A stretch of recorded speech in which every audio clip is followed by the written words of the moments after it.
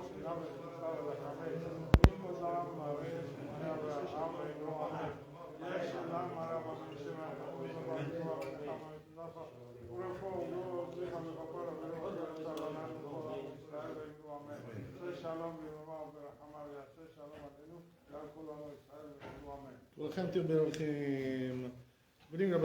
we were asked a question, always this question comes up in Halakha regarding the use of the elevator on Shabbat.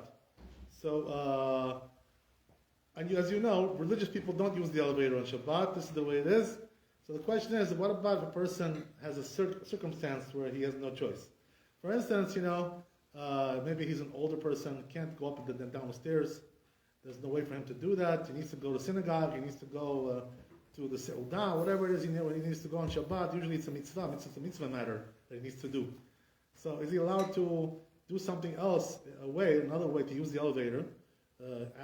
So there's several ways that a person can do that. Also there's a person who also lives on a very high floor. Let's say, he went into a high-riser, and he lives on a 50-floor building in Manhattan. I don't know, God knows what, whatever, right? So he lives on the 30th floor. He can't go up the stairs every time. He's gonna have a cardiac arrest if he goes up there on Shabbat. So what are you gonna do with a person like that? How do you take care of that? The truth is that he shouldn't have even moved there. A person who's religious to a place like that where it's such a high floor. But let's say he moved there, then he became a Baal Tshuva, Teshuvah Zedabunda, and then he can't move out. He's stuck over there. He bought the apartment or whatever. Or he doesn't have the money to move now, whatever, he's got the job there, whatever it is. He can't move. So what is he going to do? Now, break up his whole financial portfolio because of the elevator, because he lives on a high floor? He can't move out of there. So there's also other cases, when a person is sick sometimes also. He is not able to go up and down the stairs. So, the truth is that the simple way to do it is to tell a goy, But the problem is, goy is not always available. You can't always find a goy everywhere you go. Sometimes, you have a doorman, so the doorman knows you and he'll do you a favor and always, take care of you. But sometimes the doorman doesn't see you, because you're upstairs, and he's downstairs. So he's not going to see you. He doesn't know where you are. He doesn't always see you one time you're leaving, blah, blah, blah. So it's not always a convenient thing to tell a goy. The truth is that one of our Rabbi over here asked me this question like several years ago. He was having a hard time with that. He wants to come to shul on Shabbat, but he can't. He can't walk properly now. He's too old already to walk in a normal way. He can't go up and down the stairs. There's no way he can do that. So he asked me, he says, what should I do, So I said, look, there's also another solution, right? Besides telling a goy. So before we get into this whole discussion, right, just want to give you some background information, So the truth is, there are some people, who are the big, holier than now, people who are always looking to make everything asur, to make everything forbidden. So you know what they tell you, right? Oh, you can't go into the elevator. Now they made up some new thing. They said, oh, you know what happens, right? These new elevators that we have today, when you go in there, the elevator weighs you, He's going to weigh you, the elevator. Why? Because he has to know how much energy to use to bring you down and bring you up, so he weighs you. So when you go into the elevator, you're being weighed. You're being That's the way it is, right? They say because of that, you're activating some kind of electric circuit there, it's weighing you. There's also prohibition, by the way, you should know, just on the side, there's also prohibition on Shabbat to measure things, So the truth is, you're not allowed to weigh things on Shabbat. As a general rule, you can't weigh stuff on Shabbat.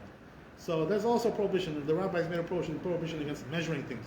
How long is it? How wide is it? How much does it weigh? All these kinds of things. You're not allowed to measure on Shabbat. There is one type of measuring you're allowed to do, by the way, on Shabbat. Did you know? One type of measuring is allowed. You know what there is? When it's measuring of mitzvah. When it's something which is a mitzvah, you're allowed to measure. The rabbis didn't decree in that case. What does that mean, measuring of mitzvah? How can you quantify that? So the answer is that, let's say you had some food, and you're not sure if you ate a kazait or not, which is 27 grams according to the weight, right? So what happens is now you've got to weigh it, to see how much you ate. In order to know if you have to make a bracha achrona, a final blessing, or birkat hamazon, if you ate bread. So the question is, how do you do it? Sometimes you have to weigh that thing, because otherwise you don't know how much it is. So now, are you allowed to take that food and put it on a scale on Shabbat and weigh it in order to see if it's a kazait, if it's an olive size? So the answer is yes, because it's mitzvah. Why is it mitzvah? Because you have to know if to make the bracha or not to make the bracha, right? You have to make this determination. So since it's a measurement of mitzvah, the rabbis will not go there in a case like that. They didn't decree. That's what it says, the poskim. So therefore you're allowed to wait. But there's one problem. But wait a second, what about if the scale is electronic? So it goes on electricity. It works on batteries or you plug it into the wall. So what about that? So the truth is, the poskim say you shouldn't use that one. Because that one is already a different issue, that you're using electric power to use that. But here, right, what happens is when you go into the elevator, some elevators apparently, what they do is they weigh you.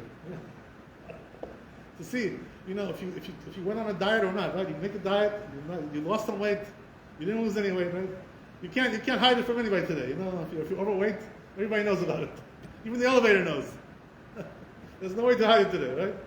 So anyway, right, what happens is that it probably sends a report to the doctor also, maybe, the elevator. God knows. God knows what it does.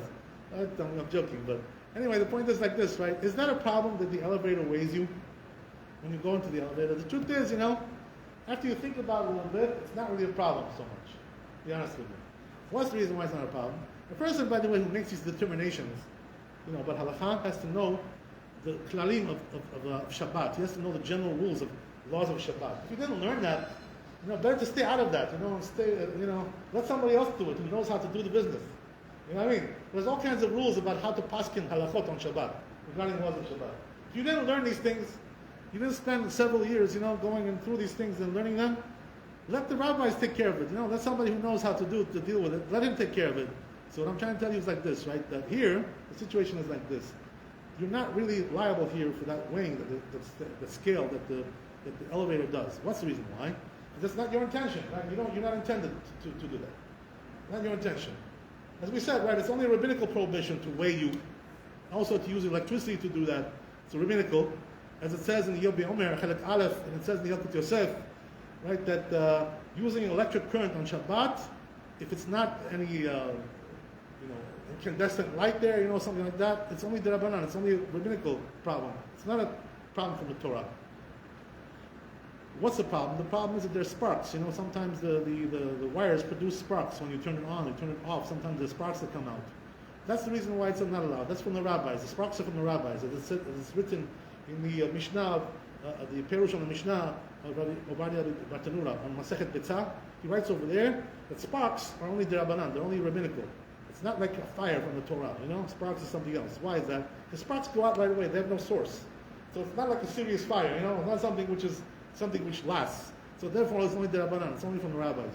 So therefore, since electricity is only from the rabbis, as a general rule, so the rule is, by the way, before I get into this, right, I just want to explain one more thing. There's also the opinion of the Chazon Ish, right? Everybody talks about the Chazon Ish. The Chazon Ish had also a different opinion, which was that if you're opening some kind of a fire, electricity, something electric, on Shabbat, what happens is you're turning it on. What happens is you're making a circuit, so you're building, So it's a prohibition of building. So the truth is, the poskim already came along, Maran Rabbi Shalom, Rav Shlomo Zalman Auerbach, and Rabbi Menashe Klein, and many other rabbanim that came against the Chazon Ish, and they said this is not correct what he said. What's the reason why it's not correct? Because it says in Masechet Betzah, Daf Lamed Bet, if I'm not mistaken, it says over there that binyan, which is permanent, is only prohibited, but not binyan, building which is permanent, but not building which is temporary.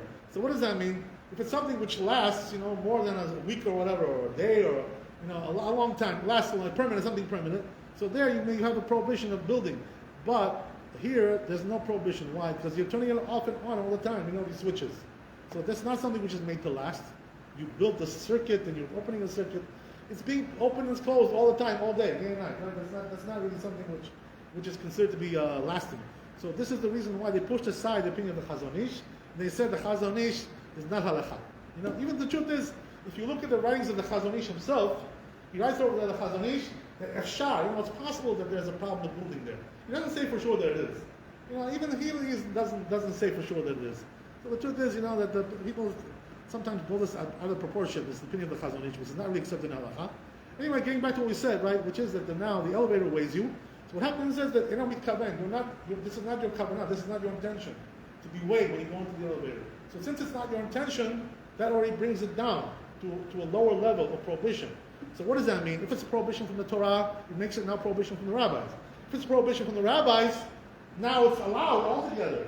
So therefore, since it's not your intention to be weighed, when you go into the elevator, that's not your intention. And the truth is, you don't care about it either so much. What do you care about? Most people don't even know about it. So then what really the difference does it make? There's also other things, there's also other reasons why it's allowed. Because it's called kila charyad. It's called mitasek. What does that mean? You're doing it in an abnormal manner. This is not the way you weigh things, by going to an elevator. People don't weigh themselves like that. They go on a scale. That's the way to weigh yourself. Going in an elevator is not exactly the way you weigh yourself. Because of all these reasons, the truth is, that the fact that the elevator weighs you doesn't really matter so much, So we can, wipe that out, right? We can put an X on that one, right? Send it into the Yam HaMelech, right? To the Sea of Salt, right? Send it over there. That's not really a problem here. There's no prohibition regarding that. So then what do we have left? What we have left is that you're pressing the button, when you're operating the elevator, and that button causes the door to close and then the elevator to move eventually, so that activates an electric circuit as well. So that electric circuit, by the way, it's a very strong one, because you need a lot of electricity to move the elevator. You need a lot of power for that. You need a lot of juice for that, It's not a weak thing, right? It's also like, operating like an electric car, like a Tesla, You need a lot of power for that. That's a lot of power. It's not a small amount of power. So probably the car is more than the elevator. Whatever it is, right? Anyway, the point is, right, that it's all electricity. Electricity is considered to be, as we said, we already mentioned, we brought from the books, that it's from the rabbis' electricity, right, doing the electric circuit. So therefore, since you're doing it in an abnormal manner, by doing it with your elbow, or doing it with your foot, or whatever it is, right, doing some kind of a kick or whatever, you're allowed to do it that way, in the abnormal manner. What's the reason why? Because the Chazal said, the Gemara, Masechet Ketubot, when you do something in the abnormal manner, it makes it into a lower prohibition. So what does that mean? If it was from the Torah prohibited, now it comes down to be from the rabbis. If it was from the rabbis, it comes down to be allowed. So since the prohibition over here is from the rabbis, therefore it comes down to be allowed. So therefore when you do it with an abnormal manner, it becomes allowed. And that's the thing. So therefore, the person has no choice. He can't go up and down the stairs, or he gets tired, it's too much for him. He can't handle it. He's already not a kid anymore. He's not a child, not a teenager anymore to run up and downstairs. He's already an old man. He's already a senior citizen, whatever. What are you going to tell him now? Oh yeah, walk up the 12 flights. Yeah, right, 12 flights. The guy has a heart condition. He's, what do you want to do? Kill a guy? What are you trying to do? 12 flights to walk up. Who's going to do such a thing like that? By the way, our friend, mentioned Nissim, that the truth is, that a lot of people, when they hear things like this, which are very big prohibitions, things which scare people. A lot of people, because of that, they don't want to be religious, They say, this is too much for me, I can't handle this kind of thing. I want to keep Shabbat, but this is already too heavy for me, I can't do such a thing like that. What am I going to do? Walk up 20 flights of stairs every Shabbat? Right? 2 times a day, one for the evening, one for the morning? Too much for me, I can't do it. So forget about it, I'll just be a regular Jew, one of those regular guys. Chiloni. Traditional Jew. I won't be Orthodox. That's what they say. So it's better to give them the real halacha, tell them the reality of it, than to tell them all kinds of exaggerated, chumrot, all kinds of exaggerated stringencies, which make it too hard for them, and then it makes them leave Judaism altogether. This is not good, So that's also a good point, that point. It's very well made. The truth is that even if it wasn't for that point, here it's allowed to do it. So we already discussed, I made a post, I posted everywhere on the social media and everywhere, WhatsApp. I posted already, the question is like this: what's better if you have a choice, right? To ask a boy to do the elevator, press the button, or you do it in an abnormal way with your elbow, shinui, kila charyad. So the truth is that there are several poskim who say that the abnormal way is better than telling a boy. What's the reason? Why? Because when you tell a boy, he does it in the normal way, so it's melacha, it's still labor, even though it's only from the rabbis. But when you do it in the abnormal way, it's not called labor at all. It's not a way of doing labor. It's not a way of doing melacha. So therefore, there are several poskim that say, like Rashba, Iran, the Gaon Levina, they say that it's better to do in the abnormal way yourself than to tell a boy to do it the normal way. So the truth is that definitely a person has what to rely on. The prohibition is from the rabbis, that's for sure, right? And the truth is also that even if the prohibition is from the Torah, like we have several cases in the Talmud brought down, Masechet Ketubot, they allow even that to do in the abnormal way when there's suffering there, there's some kind of illness. Let's say a person is coughing, he's got a coughing condition, he's coughing, so he's allowed to do something in an abnormal way to milk a cow with his mouth, which is abnormal. It's not the normal way. Usually you put it into a bucket, right, the milk. He takes it, goes with his mouth, and like sucks on it, like a little baby, from the cow. That's the abnormal way. So you're allowed to do that, even though the prohibition is from the Torah, but the rabbis allowed that. Why? Because you're suffering from the cough. It's not exactly a deadly condition, not exactly a deadly disease over here. Just a cough he has. He takes Robitussin, some kind of medicine. He takes some honey, some tea with honey. What's the big deal? But anyway, the rabbis allowed you to take milk from the cow, which is a Torah prohibition, in the abnormal manner because you're suffering. So you see that when you're suffering, or there's a financial loss also, there's another case over there in the Gemara, which is talking about financial loss. It's going to cause you financial loss. Also there, they allowed you to do even a Torah prohibition in the abnormal way. If you're going to lose money. That's also another thing, So, all the more so here, where the prohibition is only the Rabbanan, it's only from the rabbis, that you're allowed to do in an abnormal way. That's what we're saying, That's the way Paskins Maran, Rav Ovadia Roshon. Rav Ovadia Maran, in the Chazon Ovadia, our great rabbi, in the first volume, he Paskins over there, that you're allowed to turn off gas light, the gas flame on Shabbat in the abnormal way. In the abnormal way. What's the reason? Why? Because it's only a rabbinical prohibition, and therefore, in the abnormal way, it's allowed to do. That's what he says. And also to turn off the electric lights. Let's say you have some lights going on Shabbat, right? And you want to turn them off because you want to sleep. You can't sleep with the lights on. So you want to turn off the lights. So it says, Maran Rav Ovadia Roshon, that you're allowed to do in the abnormal way. Go do it with your nose, I don't know, with your elbow, God knows, whatever. Do it in the abnormal way. You ought to turn it off because it's also it's a rabbinical prohibition. And therefore, in the abnormal way, there's no problem. So Maran also agrees with us, for sure, right? So don't come and tell me now, oh yeah. So I heard that then somebody over here, one of our friends from the community, he sent us a WhatsApp regarding that, and he said that there's some website, which is called whatever it's called. It just slips my mind, right? This website. So over there it says that you're not allowed to use the elevator in any way, and everything is prohibited because the elevator weighs you and all these kinds of things, There's some young guys, who haven't learned enough Torah yet, who are using this website, writing this website, and they're writing all kinds of things which are inaccurate because they haven't learned enough Torah, in their life. They haven't sat and learned. Because of that, they're coming up with the wrong conclusions in halakha. Telling people that everything is forbidden, everything is not allowed, and they're saying it's in the name of Maran. They say it's in the name of Maran Rav Ovadia. What Maran? Maran himself allows these things in the Chazon Ovadia. What are you talking about? Where do you get these things from? And then they also say another thing, The truth is that another mistake that they had, which is that Maran, Rav Ovadia Roshon, there is something, in Israel, they have it here also sometimes in some places, but in Israel it's very common. It's called a Shabbat elevator. So Shabbat elevator, the way it works is that it stops on every floor by itself. It's automatic. It works automatically, So the Rabbi Maran, Rav Ovadia Roshon, he allowed to use that on Shabbat. You get into the elevator and it goes by itself. So comes this guy now, on the website, and says, oh, you're not allowed to use that. Why? Because the elevator weighs you, Well, don't you think the rabbi knew that the elevator weighs you? You discovered America? What are you, Christopher Columbus? And they say, oh, yeah, well, Maran said that 50 years ago, now the elevators are different. Yeah, but Maran was also alive 10 years ago. And those elevators already existed, So he knew about them, and nevertheless, he never said that they're not allowed to use those things.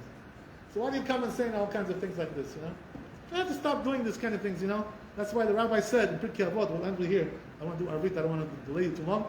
It says in Pirkei Avot, right, that Megale Panei Torah Shelo Ke'alacha. Eno Chelek L'Olam Haba. You know what that means? A person who tells people the wrong halachot, in the wrong manner, in the wrong way. He presents it the wrong way. He paskins the wrong way. He doesn't know how to paskin. He didn't reach that level.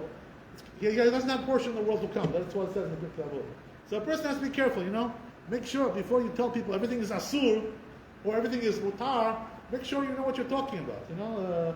As they say, the Chazal, Rabbi Shlomo Zalman Auerbach, one of the great sages of the generation, he used to say, just like a person is punished, a rabbi is punished for telling people something which is allowed that it's not allowed, he's also punished the other way. In other words, if a rabbi says like this, something is not allowed, and he says it's allowed, he's punished for that.